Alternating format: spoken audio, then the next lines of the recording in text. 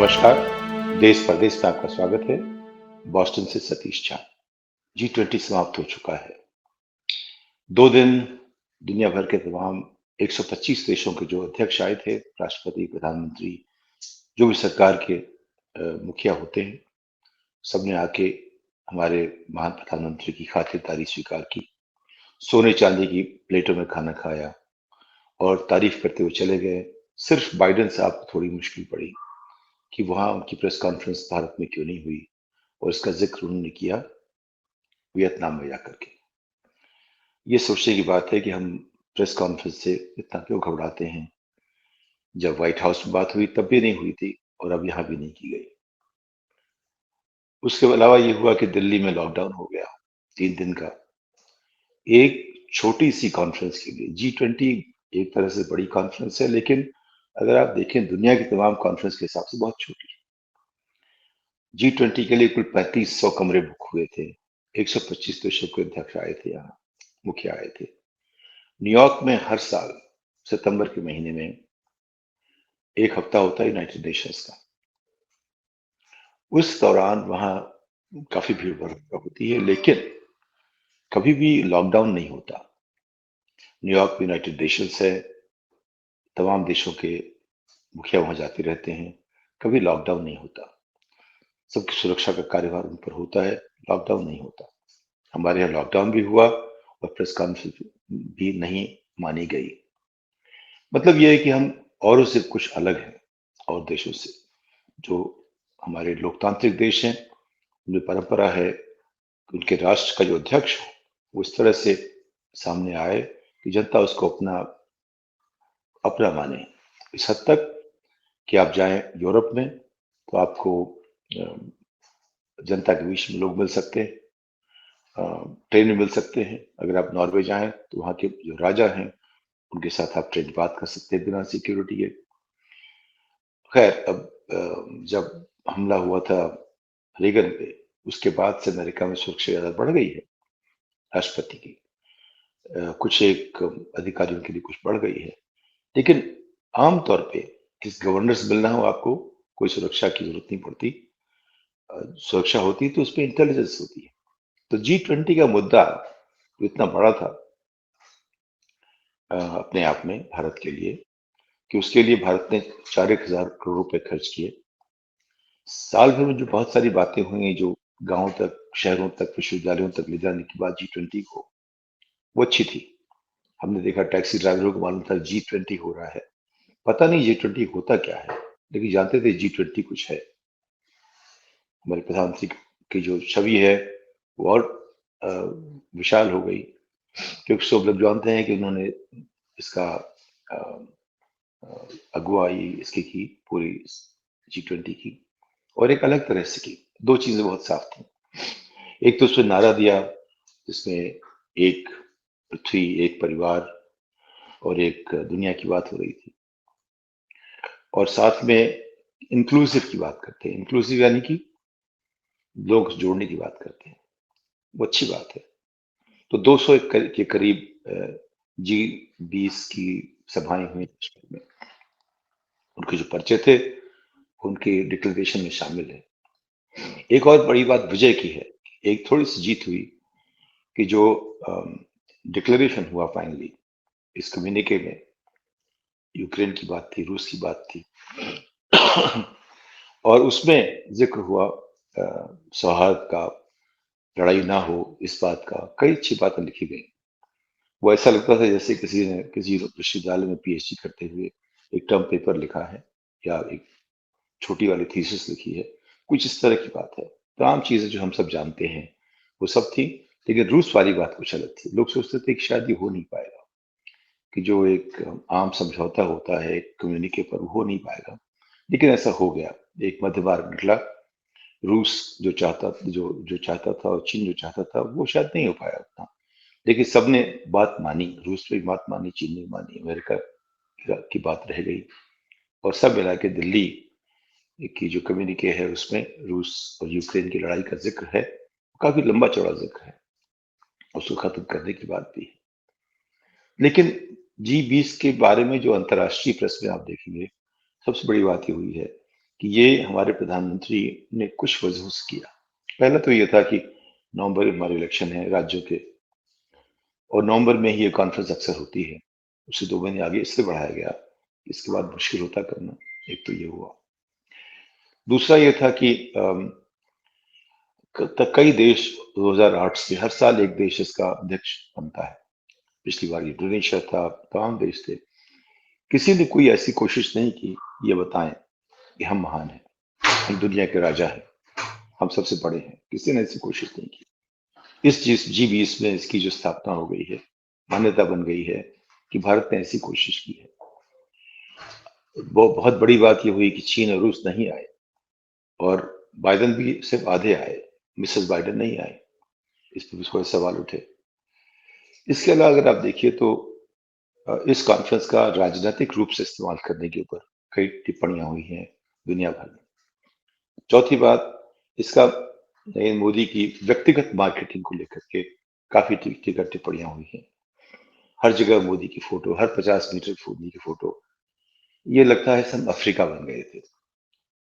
Africa में अगर आपको याद हो, एक जमाने में जब वहां वहां लोकतंत्र थोड़ा हमारे बाद में आया, भारत के बाद में आया। भारत ने 1950-51 की बात की, अफ्रीका में करीब 10-15 साल बाद शुरू हुई। शुरुआती दौर में जिस तरह के वहाँ ट्राइब्स थी, जिस तरह से वहाँ सत्ता लोग समझते थे, जोड़ते थे, तो जो लोग आए उन्होंने अपने आप को भगवान बनाने की पेशकश करने की कोशिश की। आपको शायद याद भी होगा, कई बार टेलीविजन वहाँ के खुलते थे तो वहाँ का राष्ट्रपति उस देश का, कई देशों का, वो सीधे आसमान से उतर के नीचे आता था। हमारे यहाँ हालत इतनी बुरी अभी नहीं हुई है कि हमारे नेता आसमान से उतर के नहीं आते हैं, लेकिन करीब करीब रास्ता उस तरफ भी दिख रहा है आजकल। अगर आप देखें तो हर जगह तस्वीर दिखती है नेता की, जहाँ जरूरत नहीं है। मैं जिक्र करना नहीं चाहता कि हर भारतीय के कोविड सर्टिफिकेट में एक ऐसी तस्वीर है जो उसकी अपनी नहीं होती। ये जिक्र करना नहीं चाहता कि अगर आप हवाई जहाज से चले तो बताया गया है कि हमारे एक नेता ने ऐसा ऐप बनाया है या ये किया है, उसको आप उसका फॉलो करें। ऐसा किसी और देश में हम देखा नहीं, जा होता नहीं है। जो संभ्रांत हैं, जो समृद्ध हैं, वहां तो ऐसा उम्मीद भी नहीं करते हम। लेकिन जो गरीब देश हैं, जो अफ्रीका के देशों की हमारी मान्यता एक गरीब है। लेकिन एक बात आपको कहना चाहता हूँ, 140 करोड़ लोग जो अफ्रीका में रहते हैं, उनकी प्रति व्यक्ति आमदनी हमारे बराबर है। भारत और अफ्रीका की आबादी बराबर है, और हम दोनों की प्रति व्यक्ति आय भी बराबर है, तो उन्हें गरीब मानना गलत हुआ। लेकिन हमारे देश में जैसे कुछ राज्य बिहार हैं, जहाँ की प्रति व्यक्ति आय अफ्रीका में तमाम देशों से भी कम। कुछ हमारे जिले हैं जो दुनिया में सबसे गरीब जिले हैं। उनमें मेरा अपना जिला मधुबनी है, समस्तीपुर, पूर्णिया, अररिया, ये सब जिले ऐसे हैं जहाँ प्रति व्यक्ति आमदनी $200 है, 15,000-16,000 रुपए की है, जो दुनिया में सबसे कम है।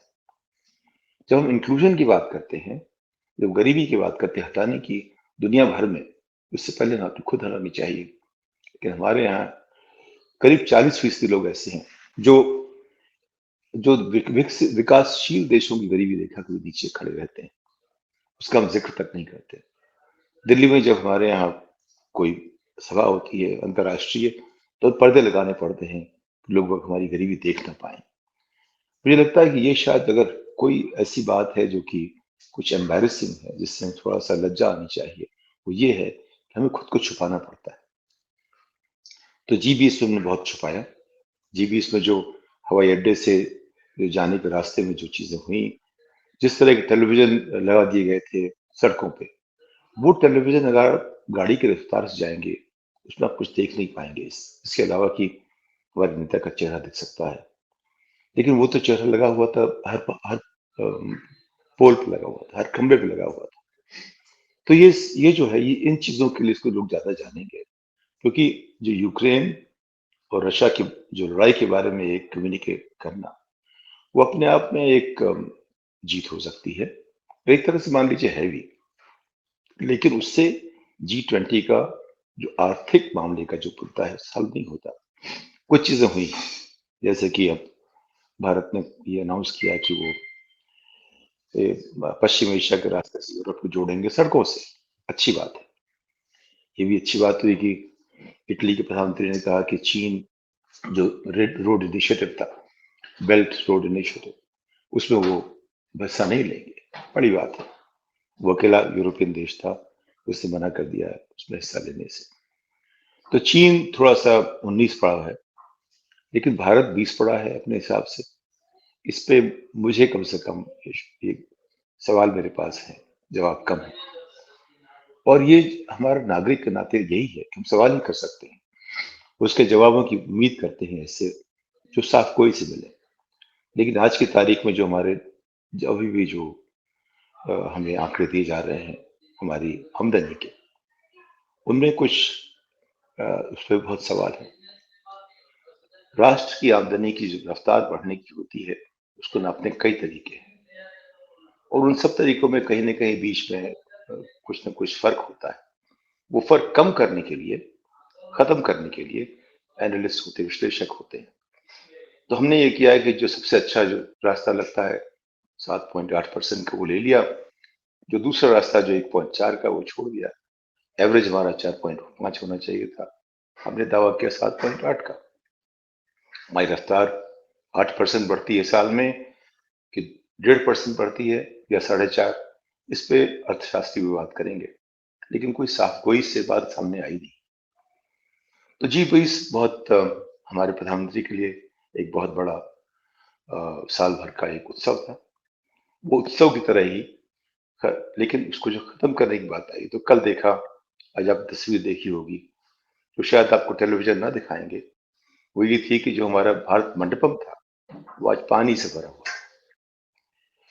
तो विपक्षी पार्टी ने कहा कि भाई जब कांग्रेस जब वो कॉमनवेल्थ गेम हुए थे, हमारे यहाँ जब सत्रों में पानी भरा 15 दिन पहले, बड़ी आलोचना हमारी हुई थी। और अब तो जब समारोह चल रहा था उसके बीच में ही मंडप में पानी से भर गया। अब ये आप कह सकते हैं काफी एक सिंबॉलिक सा था, एक एक तरह से चिन्हित करता है हमारी जो एक ताकत है, ऐसी बड़ी कोई कोई समारोह ऐसा बड़ा करने की या ऐसा कॉन्फ्रेंस करने की। ऐसा नहीं, पहले नहीं हुआ। हमने कॉमनवेल्थ की बात की थी, नाम की बात हो चुकी थी पहले, उस पर भी 100-150 लोग, करोड़ 100-150 देशों के नेता आए थे। ऐसा नहीं कि पहली बार हुआ था, विज्ञान भवन इसलिए बनाई था। वक्त बदला है और उसका उसके उसके साथ चलने का सिलसिला बदला है, और हम ये देख रहे हैं कि भारत मंडपम पानी में पानी से भरा हुआ है। वो कितना चिन्हित कर रहा है, ये आप कोशिश कीजिएगा देखने की। लेकिन सब मिला के जो G20 की जो हमारे साथ एक मान लीजिए उपलब्धि हो सकती थी, वो कुछ चीजों को लेकर के, जो कि काफी अपने आप में चिन्हित करती हैं हमारी बदलती हुई समझ को, लोकतांत्रिक दायरे में रहने की एक एक एक दृढ़ प्रतिज्ञा जो हमने ली थी, उसको लेकर के वहां जो सवाल खड़े हुए हैं, वो शायद ज्यादा दिन तक लोग दिमाग में रहेंगे। इसके साथ आपसे विदा लेता हूँ, अगली पायदान तक। नमस्कार।